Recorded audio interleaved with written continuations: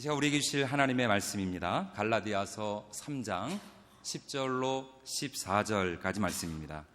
제가 가지고 있는 성경으로 신약성경 305페이지에 있는 갈라디아서 3장 10절로 14절까지 말씀 함께 봉독해 올리도록 하겠습니다. 무릇 율법 행위에 속한 자들은 저주 아래에 있나니 기록된 바 누구든지 율법 책에 기록된 대로 모든 일을 항상 행하지 아니하는 자는 저주 아래에 있는 자라 하였습니다. 또 하나님 앞에서 아무도 율법으로 말미암아 의롭게 되지 못할 것이 분명하니 이는 의인은 믿음으로 살리라 하였습니다. 율법은 믿음에서 난 것이 아니니 율법을 행하는 자는 그 가운데서 살리라 하였느니라. 그리스도께서 우리를 위하여 저주를 받은 바 되사 율법의 저주에서 우리를 속량하셨으니 기록된 바 나무에 달린 자마다 저주 아래에 있는 자라 하였습니다. 이는 그리스도 예수 안에서 아브라함의 복이 이방인에게 미치게 하고 또 우리로 하여금 믿음으로 말미암아 성령의 약속을 받게 하려 함이라. 아멘. 이 시간 호산나 찬양대의 찬양 위에 담임 목사님 나오셔서 왜 나무에 달리셨는가 라는 제목으로 생명의 말씀 주시겠습니다.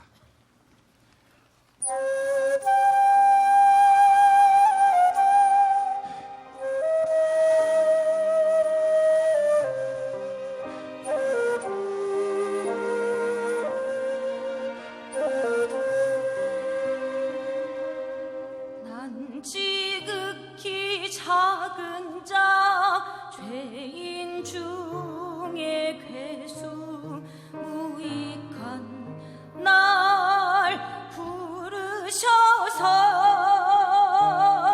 간절한 기대와 소망 부끄럽지 않게 십자가 전케 하셨네.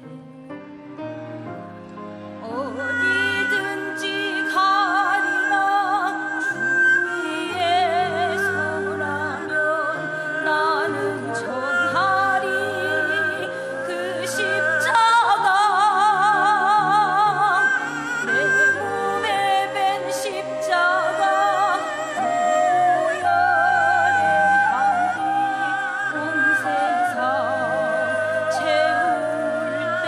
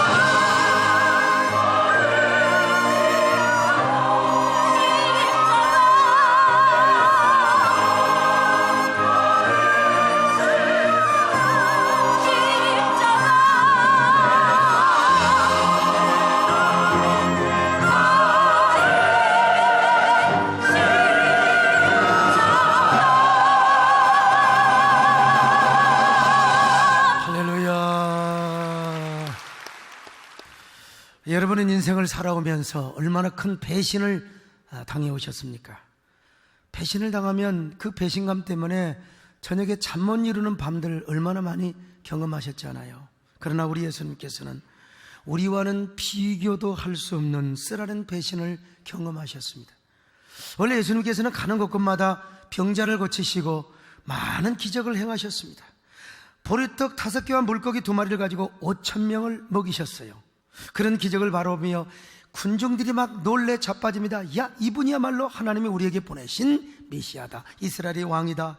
막 그들 예수님을 바라보며 환영하며 감사하며 칭송을 하였습니다. 그런 예수님께서 6월절이 되어서 이제 예루살렘 언덕, 벳박의 언덕에 입성을 하십니다. 그때 예루살렘의 벳박의 언덕에 수많은 사람이 모였습니다. 그런데 예수님이 벳박의 언덕에 오르실 때 어린 나귀를 타셨어요. 왜냐하면 구약에서 하나님이 보내신 메시아 이스라엘의 왕은 어린 나귀를 타고 예루살렘에 입성을 하신다고 말씀을 하셨거든요. 스가랴서 9장 9절입니다. 시작. 시온에 따라 크게 기뻐할지어다, 예루살렘에 따라 즐거이 부를지어다. 보라, 네 왕이 내게 임하시나니 그는 공의로우시며 구원을 베푸시며 겸손하여서 나귀를 타시나니 나귀의 작은 것 곧 나귀 새끼를 타신다고 하셨어요. 예수님이 이런 어린 나귀를 타고 예루살렘에 입성을 하시자 수많은 사람이 모여서 막 종려나무 가지를 흔들면서, 그리고 막 그 자신들의 겉옷을 벗어서 깔아놓으면서 호산나 다윗의 자손이여, 주님의 이름으로 오시는 이여, 그러면서 막 찬송을 하고 징송을 하였습니다. 자, 마태복음 21장 7절로 9절입니다. 시작. 나귀와 나귀 새끼를 끌고 와서 자기들의 겉옷을 그 위에 얹음에 예수께서 그 위에 타시니 무리의 대다수는 그들의 겉옷을 길 위에 펴고 다른 이들은 나뭇가지를 베어 길에 펴고 앞에서 가고 뒤에서 따르는 무리가 소리 높여 이르되 호산나 다윗의 자손이여 찬송하리로다, 주의 이름으로 오시는 이여 가장 높은 곳에서 호산나 하다라. 여러분, 이스라엘 백성들이 왜 이렇게 예수님을 환영하며 예찬했을까요? 당시 이스라엘 백성들은 유대 종교의 엄청난 억압 속에서 살았습니다. 유대 종교는 원래 하나님이 약속하신 구원의 복음이 있거든요. 이 구원의 복음을 발로 차버려, 이 은혜의 복음을 발로 차버리고 율법을 더 많은 조항으로 막 그냥 조문화해가지고 제도화시켰던 종교입니다. 구약의 모든 율법을 보면은 613조항으로 이루어져 있는데 이 조항마다 수십 개, 수백 개를 막 달아놓아요. 그런데 안식일에 대한 조항 같은 경우는 안식일에 할 수 없는 39개의 조항을 달아놔요. 그리고 그 한 조항에 또 219개의 세부 조항들을 만들어 놓았습니다. 그러니까 안식일이 되면 바느질도 못한다, 불도 끄지 못하며 불도 켜지 못해요, 양털도 못 깎아요, 게다가 짐도 옮기지 못해, 양이 지금 구렁텅이에 빠졌는데 그것도 건지지를 못하는 거예요. 이렇게 이것저것 올가매는 율법을 만들어서 백성들의 숨통을 조아놓은 것입니다. 그러니 거기에 여러분 진정한 평안이 있겠습니까? 쉼이 있겠습니까? 안식이 있겠습니까? 완전히 종교로 백성들을 짠지가 되게 만들고 억압을 시켜버렸습니다. 게다가 하나님의 성전은 온갖 부패와 부조리로 가득해 있어요. 그냥 대제사장을 되려고 그 돈을 갖다 로마 황실에 갖다 쳐발리고, 그러기 위해서는 친척들을 데려 장사시키고 그걸 시중보다 4배 5배를 비싸게 팔아먹고 오죽하면 제사장들까지 광야로 나가서 ASM파를 이루고 쿰란 공동체를 결성했겠습니까? 그들은 광야에 나가서 공동체 생활하면서 회개를 합니다. 이스라엘을 막 대신해서 회개하는 거예요. 그러면서 정결한 삶에 올인했던 사람입니다. 그러면서 대망했던 한 가지가 뭐냐? 이스라엘 땅에 메시아가 오셔야 됩니다. 하나님이 약속하신 메시아가 오셔야 됩니다.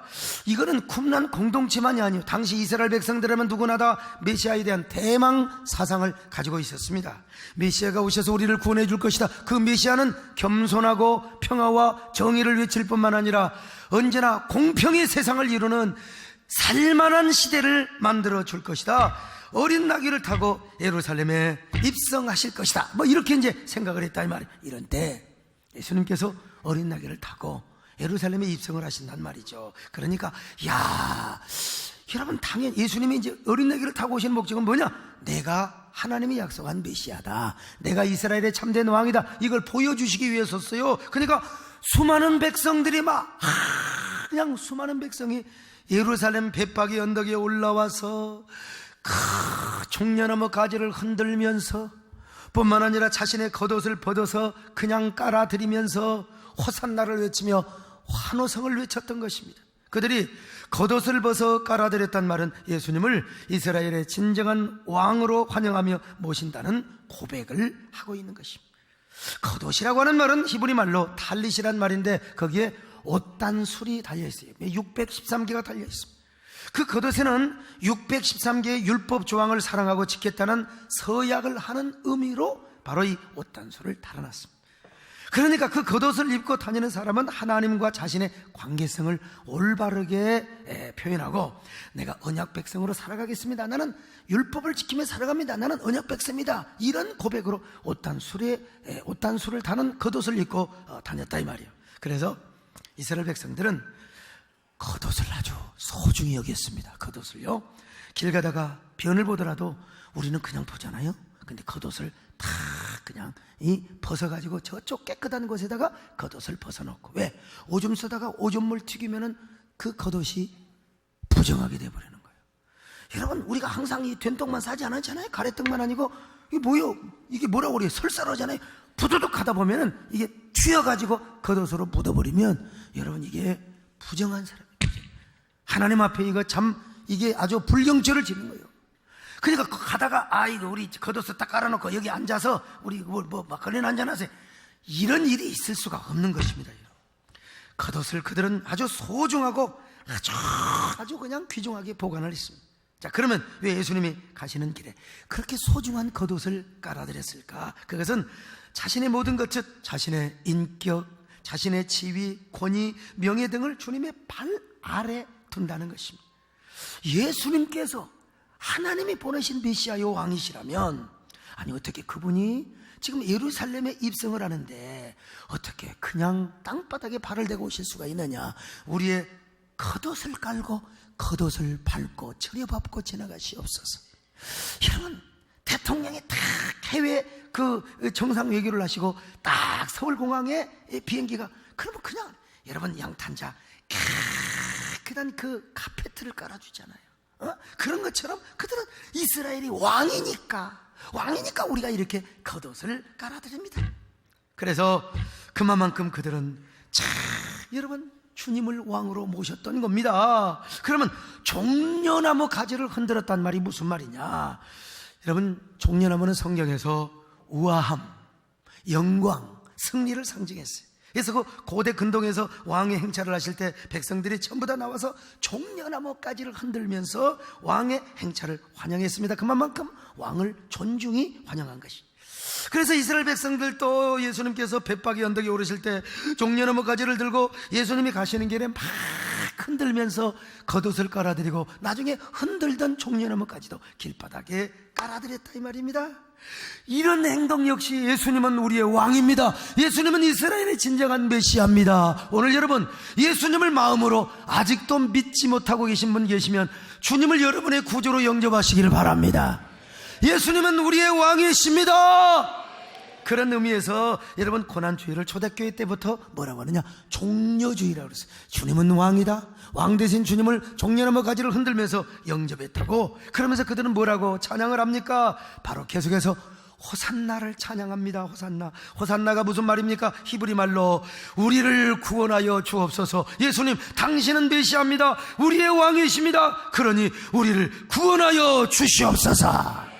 여러분, 이 호산나는 주로 왕과 백성 사이의 관계를 의미할 때 쓰여졌단 말입니다. 그러니까 예수님의 메시아의 왕으로 오셨으니 제발 우리를 구원해 주시길 바랍니다. 유대인의 억압, 유대교의 억압에서도 우리를 구원하여 주시고 우리를 죄와 사망에서 구원해 주시기를 바랍니다. 일찍 예수님 뭐라고 말씀하셨어요? 수고하고 무거운 짐진 자들아 다 내게로 오거라, 내가 너희를 쉬게 하리라 그랬어요. 마태복음 11장 28절 시작. 수고하고 무거운 짐진 자들아 다 내게로 오라, 내가 너희를 쉬게 하리라. 여러분, 유대교의 압제가 얼마나 수고롭습니까? 그들은 지금 종교 지도자도 아니고 백성들이 종교 전문인도 아닙니다. 요즘으로 하면 목사도 아니란 말이요. 그런데 그들은 무거운 짐을 지고 얼마나 신음하며 압제 속에 살아가는지 몰라요. 그런데 주님이 뭐라고 말씀하셨어요? 내게로 와라. 내게로 오면 너희들은 진정한 평화와 안식과 기쁨을 얻게 될 것이다. 그렇습니다. 유대교 율법 아래 신앙생활 하면은 너무나 힘들고 지치고 무거워요.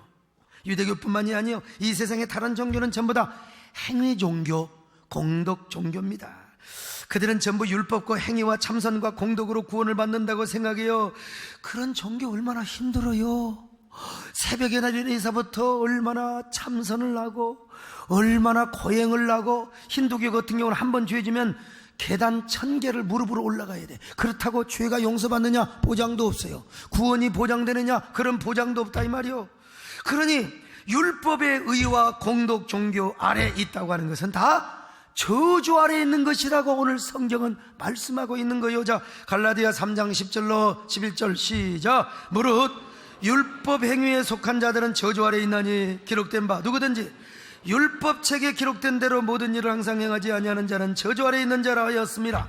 또 하나님 앞에서 아무도 율법으로 말미암아 의롭게 되지 못할 것이 여러분 보세요. 율법으로 말미암아 의롭게 될 사람 하나도 없어요. 참선 행하고 공덕을 행하고 무슨 고행을 행한다고 해서 의롭게 될 사람이 한 사람도 없다는 것입니다. 따라서 오늘 본문으로 뭐라 말합니까? 율법 아래 있는 자는 다 저주 아래 있는 자라. 그러니 이런 공덕으로, 선행으로, 자신의 참성으로, 고행으로 구원을 받으려고 하는 사람들일수록 여러분 번뇌가 많습니다. 그래서 어떤 종교에서는 108번뇌가 있다는 것입니다. 온갖 신음과 수고만 있는 거예요. 그러나 여러분, 오늘 여러분에게 마음에 고민이 있습니까? 무거운 짐이 있습니까? 인생에 수고로운 고통이 있습니까? 주님 앞에 나오시기를 바랍니다.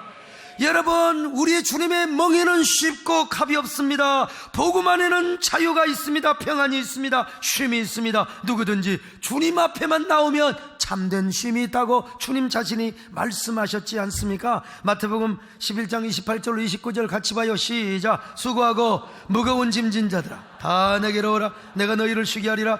나는 마음이 온유하고 겸손하니 나의 멍에를 메고 내게 배우라. 그리하면 너희 마음이 쉼을 얻으리라. 오늘 주님 앞에 나오시기를 바랍니다. 주님 앞에 나오면 쉼이 있습니다. 평안이 있습니다. 안식이 있습니다. 자유가 있습니다. 참된 구원이 있습니다. 오늘 여러분의 무거운 짐을 다 주님께 맡겨버리시기를 바랍니다. 고민과 염려와 걱정, 여러분 마음속에 폐품 쓰레기, 죄와 눈물과 모든 한숨을 다 버리시기 바랍니다. 십자가 앞에 던지시기를 바랍니다. 주께서 자유를 주실 것입니다. 평안을 주실 것입니다. 그리고 쉼과 안식을 주시게 될 것입니다. 무거운 짐진 자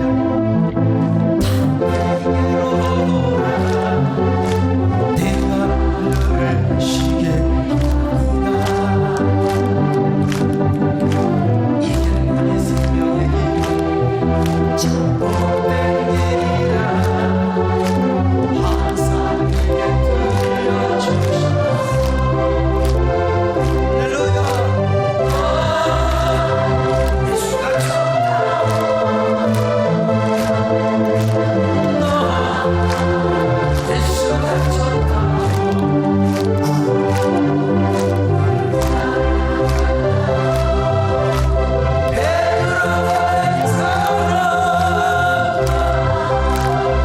예수가 난 예수가 좋은 사람 다시 합니다. 예수가 좋다.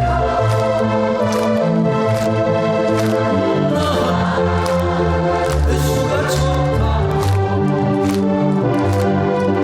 주를 사랑한다.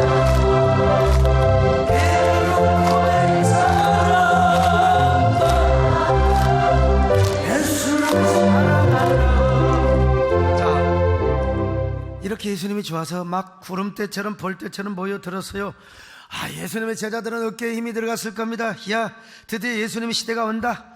예수님이 예루살렘에서 왕이 되시면 우리는 영의정, 좌의정, 우의정, 저 못 나빠진 자 제자도 최소한 대감은 할 것이다. 우리말로 말하면 장관은 할 것이다 이 말이요. 그래서 어깨에 딱 힘을 주고 모가지에 여러분요 독일제 기부스 딱 쳐고 말이죠.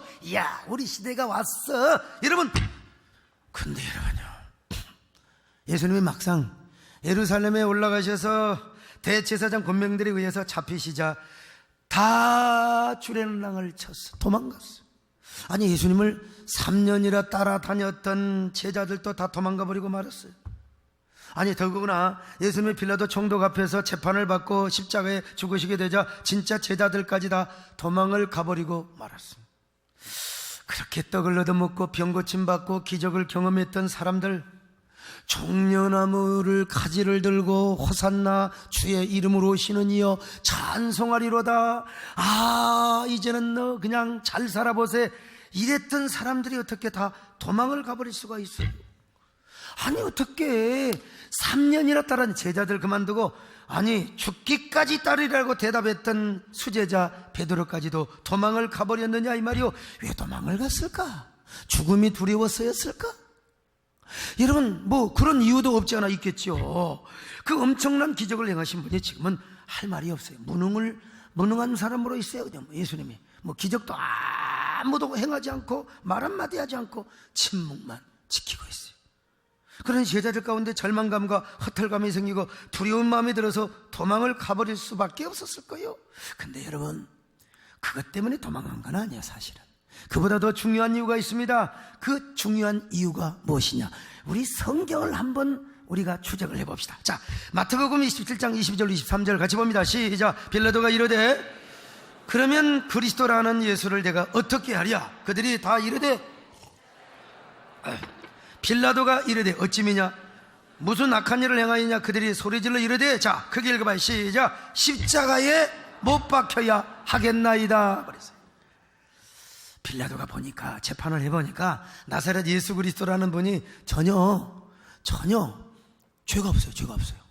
그래서 예수님을 놓아주려고 하니까 무리들이 아닙니다, 십자가에 못 박아 죽여야 됩니다, 이따위 소리를 하고 있어요. 왜 이럽니까? 그 무식한 백성들이 뭘 안다고. 대제사장과 일반 제사장들이 무리를 돈을 주고 샀어요. 막 무리를 충동을 하는 거예요. 야, 십자가에 못 박으라고 해라. 십자가에 못 박으라. 여러분 충동을 한 겁니다. 자, 마가복음 15장 11절로 13절 시작. 그러나 대제사장들이 무리를 충동하여 도리어 바라바를 놓아달라 하게 하시니 그들이 다시 소리를 지르되 그를 십자가에 못 박게. 이런 세상에 지금 십자가에 못 박으라고 좀 충동질하고 있다 이 말입니다. 일당까지 주면서 충동질하고 있어요. 무지한 백성들이 제사장의 농단에 돌아가고 있는 것입니다. 그래도 빌라도는요, 예수님을 놓아주려고 했어요. 죄가 없으니까.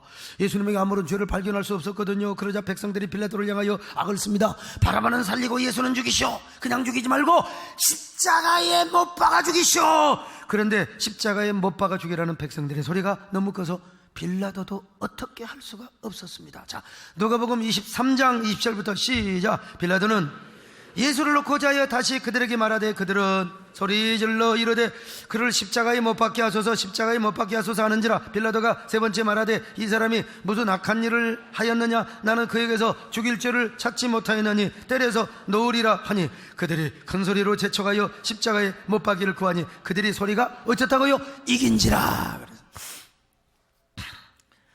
예수 그리스도가 죄가 없다고. 지금 빌라도와 거기에 소수의 무리가 있었다고. 그런데 빌라도도 죄가 없는데, 그러니까 옆에 그 소수의 무리들이 예수님 죄가 없다, 예수님 그런 적 없다, 예수님은 절대로 자기가 하나님이라고 한 적 없다, 그렇게 변호를 하는데도 불구하고 빌라도 법정에서 십자가에 못 박으라는 백성들이 말이요, 얼마나 많은지 몰라. 그 사람들의 소리가 너무나 커서 그 소리가 예수님을 죄 없다고 하는 소리를 이겨버리고 말아. 빌라도 법정의 장례 분위기를 완전히 압도를 해버리고 말았다 이 말이에요. 그래서 그 예수님을 십자가에 못 박으라는 이 소리가 이 장례를 그냥 압도해버리고 빌라도를 이겨버릴 정도예요. 빌라도를 이겨버릴 정도예요. 그러니 할 수 없이 빌라도가 예수 그리스도를 십자가에 못 박으라고 그들에게 내어줘버리고 말았어요. 여러분, 십자가에 못 박으라는 사람만 거기 있는 게 아니고 십자가에 못 박아서는 안 된다고 하는 사람들이 소수라도 있어요. 있는데 십자가에 못 박도록 빌라도가 예수님을 내어주자마자 거기 있는 소수 사람들까지 다 걸음한 날 살려라 도망을 가버리고 말았다. 이걸 여러분 사회학자나 정치학자가 보면은 그건 이해할 수 없는 일입니다. 당시 예수님을 진짜 메시아로 믿고 정말 예수님을 이스라엘의 왕으로 믿었다면 예수님이 고난당할 때 함께 고난당해야죠. 그래야 나중에 예수님 앞에 분명한 훗날에 보상을 받고 상급을 받을 거 아니겠습니까? 어느 주군이 감옥에 가고 사형 선고를 당할 때도 끝까지 그와 함께하며 자신의 신뢰를 보여준 사람 다 있잖아요. 세상 정치도 그렇잖아요. 그런데 여러분, 왜 예수님을 따르던 수많은 사람들이 한 명도 남지 않고 다 도망을 가버렸느냐 이거요. 죽음이 두려워서요? 물론 죽음이 두려운 이유도 있을 거예요. 그러나 그것만으로는 설명할 수 없어요. 소수의 정예화된 예수님의 제자들이라도 예수님을 따라야 할 것 아니겠습니까? 근데 다 도망가 버렸어요. 제가 80년대에 광주에서 광주신학교를 다닐 때 5.18 민주항쟁이 일어났어요. 그때 민관인과 군인들의 대치가 극에 달하니까 여러분 발포를 해버린 거예요. 그러면 다 도망가 버리게? 아이고, 도망갈 줄 알았더니 세상에 죽음이 무서워서 도망간 사람도 있었지만요, 정의감에 있는 사람은요 오히려 시민군을 조직해가지고 외곽에 가서 무기고에가서 무기를 전부 다 갖다가 함께 총을 들고 싸우더라고. 이게 세상도 그런데 어떻게, 아니 3년 동안이나 주님을 따라 다녔던 그들이 왜 그렇게 도망을 가버리고 수많은 기적을 경험하고 수많은 이적을 호산나를 외쳤던 사람들이, 아니 도망갈 사람 도망가라 이거예요. 왜 소수의 사람도 남지 않았느냐는 거예요. 자, 이거 여러분 사회학자나 정치학자가 볼 때 굉장히 이해가 되지 않는 대목이라 이 말입니다. 왜 그랬을까? 중요한 이유가 있습니다. 중요한 이유. 그 이유는 예수 그리스도께서 그냥 죽은 것이 아니요, 나무에 달려 죽었기 때문에, 나무에 달려 죽게 되었기 때문에 그들은 다 도망을 가버리게 되었어요. 왜 나무에 달려 죽어서 도망을 갔느냐? 여러분, 구약 성경에서 나무에 달려 죽은 자는 하나님의 저주를 받아서 죽은다고 명시가 되어 있습니다. 신명기 21장 22절로 23절 시작. 사람이 만일 죽을 죄를 범함으로 내가 그를 죽여 나무 위에 달거든 그 시체를 나무 위에 밤새도록 두지 말고 그날에 장사하여 네 하나님 여호와께서 네게 기업으로 주시는 땅을 더럽히지 말라. 나무 위에 달린 자는 하나님께 저주를 받았습니다. 여러분, 나무 위에 달려 죽은 자는 저주를 받아서, 어떤 저주? 하나님 앞에 저주를 받았어요. 돌에 맞아 죽거나 불에 태워서 죽임을 당하는 것보다 나무에 달려 죽은 사람은 여러분 벌 중에 벌을 받아요. 그러니까 당시 이스라엘 백성들은요, 아무리 선하고 그가 메시아, 아무리 천사 같은 사람이랄지라도 그가 일단 나무에 달려 죽어, 그러면 하나님이 버렸구나, 하나님이 저주를 했구나, 이 사람은 선지자가 아니었구나, 이렇게 여길 수밖에 없었어요. 그래서 지나가는 사람도 나무에 달려 죽은 시체 보지도 않아. 고개 흔들어 버려요. 그리고 그 시체를 저녁까지도 두지 않고 땅속에 묻어버립니다.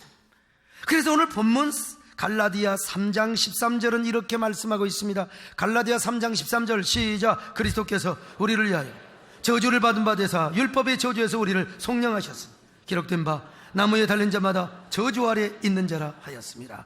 여러분, 우리 주님께서 저주를 받으셨네요. 어떤 저주를 받아요? 나무에 달린 저주를 받았습니다. 그래서 당시 사람들은 예수님의 십자가에 딱 죽게 되자 하나님이 버렸구나, 그는 하나님의 참된 선지자가 아니구나, 하나님의 원하신 메시아가 아니구나 라고 여기게 되었다. 그래서 엠마오로 향하던 제자들도 왜 도망갔느냐? 그가 나무에 달려 죽었기 때문에 도망갔다고 고백하고 있습니다. 누가복음 24장 19절로 20절 자, 눈뜨고 시작. 이르시되 무슨 일이냐? 이르되 나사렛 예수의 일이니 그는 하나님과 모든 백성 앞에서 말과 일에 능하신 선지자이거늘 우리 대제사장과 관리들이 사형 판결을 넘겨줘 십자가에 야, 여기 십자가 나무란 말입니다. 나무 십자가. 그래서 엠마오로 가는 제자들도 실망을 해서 아이고, 그는 진짜 살아있는 선지자로 믿었는데, 진짜 위대한 하나님이 보내신 메시아로 믿었는데 대제사장에 나무에 달린 것으로 봐 하나님이 버린 것으로, 그리고 우리가 실망해서 지금 가고 있단 말입니다. 여러분, 그래서 유대 종교 지도자들은 예수님을 유대교의 이단으로 정죄를 하고 나무에 달려 죽게 한 것입니다. 예수님을 돌로 쳐서 죽일 수도 있어요. 간음하고 뭐 이런 사람은 돌로 쳐서 죽여요? 예. 그런데 교수형으로도 쳐서 죽일 수도 있어요. 근데 후환이 없도록 하기 위해서 나사렛 예수야말로 하나님의 저주를 받아 나무에 달려 죽었다는 사실을 보여주고 싶어서 일부러 백성들을 충동질해 갖고 십자가에 죽이소서, 십자가에 죽이소서. 여러분, 얼마나 가난 무도한 자들입니까? 여러분, 예수님은 율법으로 볼 때 정말 하나님의 저주를 받아 죽었습니다. 영락없이 하나님께 버림받은 자였습니다. 그러니 다 제자들 또 뿔뿔이 흩어지고 도망가 버릴 수밖에요. 여러분, 지금 좋을 때 저를 따르지만 제가 어떤 무슨 저도 고난을 당하고 야 하나님의 소망사를 버렸다라고 하는 징크스가 나올 때는 여러분, 우리 세대께 떠날 사람도 있을 것입니다. 여러분, 이럴 때 아멘하면 안 돼요. 여러분, 바보같이 아멘하고 있어요. 여러분, 예수님이 지금 하나님의 저주를 받아요. 나무 십자가에서 실오라기 하나 걸치지 않고 온몸을 빨가벗힌 채 여러분 못 박혀 죽습니다. 그리고 지금까지 단 한 번도 사용해 본 적이 없는 굵은 대못, 길다란 녹슨 대못, 그 못으로 예수님의 팔다리 위에 로마 군병들은 힘을 다해 망치로 못을 박습니다. 여러분, 그 대못으로 팔과 다리에 못 박힐 때 얼마나 아프셨겠습니까? 생살과 생뼈속으로 녹슨 길다란 대못이 박혀지는 고통, 그 아픔, 여러분 얼마나 아프셨겠습니까? 저 무자비한 로마 군병들에 의해 못이 찔리고 박히는 순간 여러분 온몸이 얼마나 아리고 저리셨겠습니까? 주님의 온몸에서 붉은 피가 줄줄 흘러내립니다. 그렇지 않아도 매 맞고 고문당해 기진맥진하던 몸이었는데 여러분, 붉은 선혈 십자가 아래로 쏟아내려버리니 온몸은 쭉 내려. 그래서 예수님이 마침내 너무나 고독하고 이 저주를 감당할 수가 없어서 주님 앞에, 하나님 앞에, 아버지 앞에 이렇게 외치지 않습니까? 엘리 엘리 라마 사박다니, 어이하여 하나님 나를 버리셨습니까? 살점이 찢어지는 고통, 온 뼈마디가 으스러지고 깨지는 아픔이에요. 아픔. 그래서 지나가는 사람들도 고개를 돌렸습니다. 하나님도 예수님을 향하여 잠시 외면을 하셨습니다. 잠시 예수님을 버리셨어요. 지금은 사도신경에 그 내용이 빠져 있지만 예수님께서 십자가에 죽으시고 지옥까지 내려갔다는 구절이 있습니다. 여러분, 예수님이 내려갔단 말이 아니라 예수님께서 하나님께 버리심을 받은 그 지옥의 고통, 참혹한 고통을 예수님이 당하셨다는 것입니다. 영원의 버림을 받은 그 예수님, 얼마나 고독하셨을까, 얼마나 외로우셨을까, 그리고 그 육체가 얼마나 아프셨을까, 얼마나 쓰리고 가슴이 깊이 아리고 또 아르셨을까요? 얼마나 아프셨나, 못 박힌 그 손과 죄 없이 십자가에 매달리신 예수, 하늘도 모든 땅도 저들도 타올고 애조쳐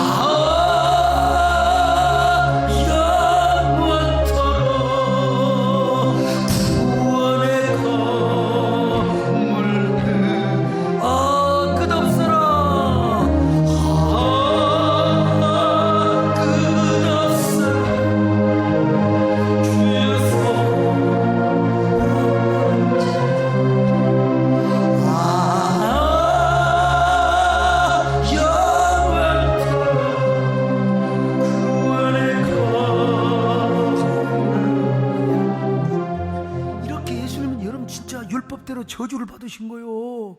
하나님 앞에 버림을 받았습니다. 그래서 여러분 나무에 달려 돌아가신 거예요. 그래서 여러분 제자들도 도망갔어요. 호산나를 외쳤던 사람도 다 도망갔어요. 그러면 왜 예수님이 저주를 받으셨을까? 우리가 당할 고난을 위해 당신이 친히 저주를 받으신 거예요. 여러분, 우리가 받을 영원한 형벌을 대신해서 예수님께서 대신 형벌을 받으셨다 이 말이에요. 여러분, 예수님의 죄가 있어서, 예수님이 받을 형벌이 있어서 이런 저주를 받은 것이 아니라 우리의 저주와 형벌을 대신해서 그렇게 나무에 달리셨다. 그래서 그 저주스러운 죽음 때문에 우리가 하나님의 구원을 받고 참된 쉼과 평화를 얻게 되었습니다. 그래서 이사야 선지자는 이렇게 말합니다. 우리는 그가 징벌을 당해서 하나님 앞에 맞으며 하나님의 저주 때문에 나무에 달린다고 생각을 했는데 아니라는 겁니다. 여러분, 그가 우리의 질고를 지고 우리의 슬픔을 당했다는 것입니다. 여러분의 병마와 여러분의 가난과 여러분이 받을 저주와 형벌을 대신해서 우리 주님이 나무에 달리셨다는 거예요. 우리가 지옥 갈 죄와 형벌을 대신해서 우리의 죄악과 허물 때문에 그 몸이 상하였어요. 그래서 그가 징계를 받음으로 우리가 평화를 누리고 채찍에 맞음으로 우리가 나음을 입었도다. 이사야 53장 3절로 4절 봅니다. 시작. 그는 멸시를 받아 사람들에게 버림을 받았으며 간고를 많이 겪었으며 질고를 아는 자는 마치 사람들이 그에게 얼굴을 가리는 것 같이 멸시를 당하였고 우리도 그를 귀히 여기지 아니하였도다. 그는 실로 우리의 질고를 지고 우리의 슬픔을 당하였거늘 우리는 생각하기를 그는 질벌을 받아 하나님께 맞으며 고난을 당한다 하였노라. 여러분, 다 이걸 지금 다 시제를 현재화해가지고 700년 전에 이사야가 다 기록을 했지만 말이죠. 여러분, 이것이 바로 우리를 향한 하나님의 구속의 역사고 예수님의 사랑이었단 말이에요. 예수님께서 지옥의 고통에 내려가실 정도로 고난을 당하셨지만 여러분, 그 예수님의 상함과 징계와 고통 때문에 오늘 우리가 구원을 받고 나음을 입고 평화를 얻고 우리가 하나님의 자녀가 되었습니다. 여러분, 그러니 얼마나 감사합니까? 감격스럽습니까? 그래서 우리는 여러분, 예수님의 죽음이 우리하고 무슨 상관이냐고. 우리 예수 믿기 전에 아니 그가 죽으면 죽은 것이지 우리하고 무슨 상관이냐고. 여러분, 유대인들과 우리도 똑같은 거예요. 그는 저주를 받아서 죽었다고 생각했는데 아니요, 그는 우리의 정벌을 위해서 그리고 우리의 구원과 평화와 힘을 위해서 저주를 받으셨다는 것. 그래서 우리가 하나님의 자녀 된 것을 이렇게 노래하지 않습니까?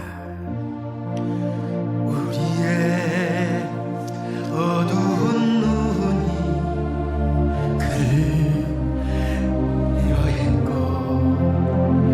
우리의 가까운 마음이 그를 몰랐으며 우리의 무지한 길로 그를 내쳤고 우리의 악독한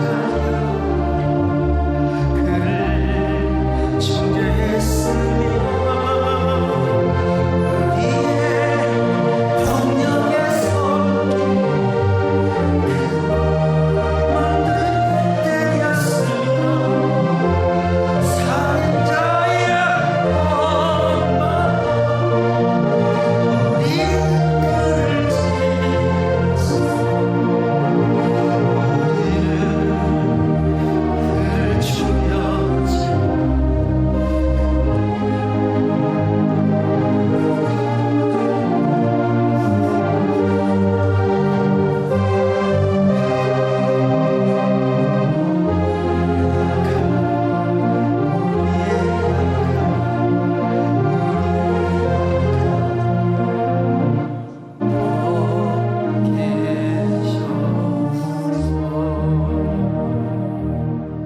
여러분, 우리도 다 옛날 똑같은 유대인이나 다름없습니다.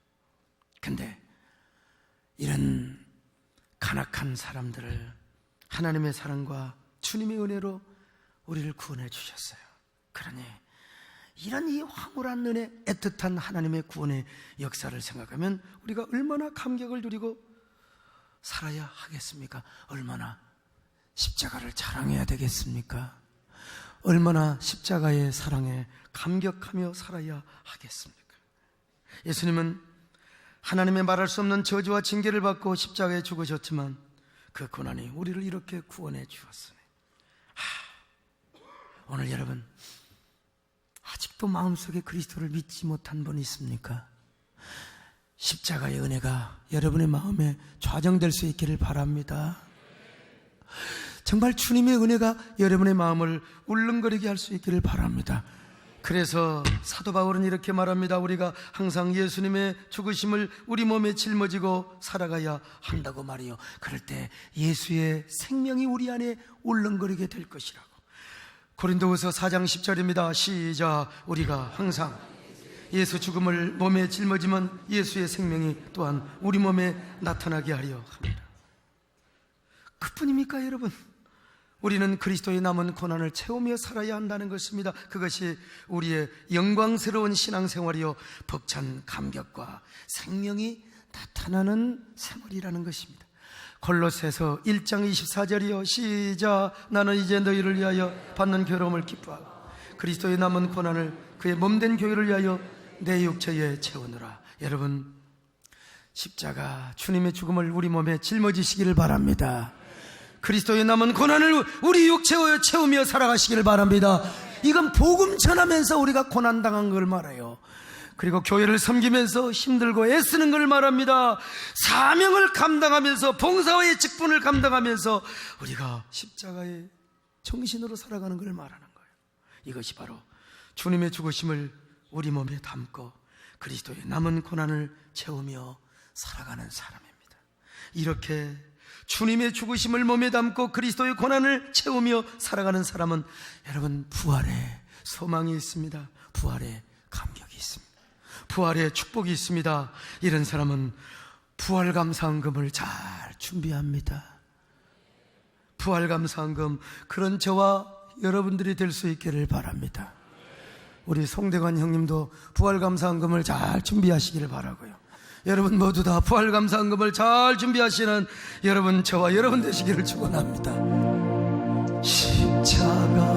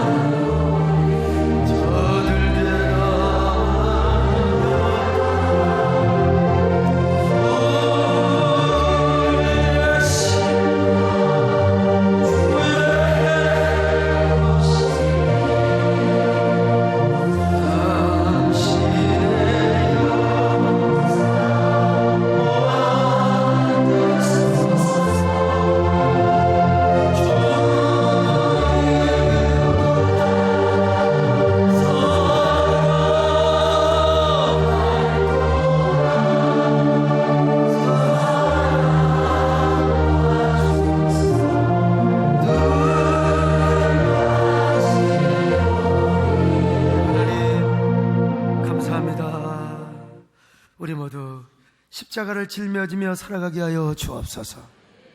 그리스도의 남은 고난을 채우며 살아가게 하여 주옵소서. 예수님의 이름으로 기도드렸나이다. 아멘.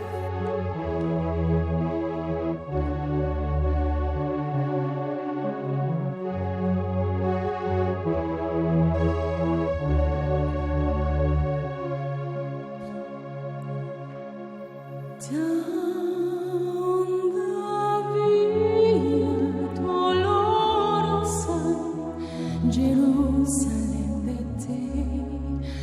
the soldiers try to clear the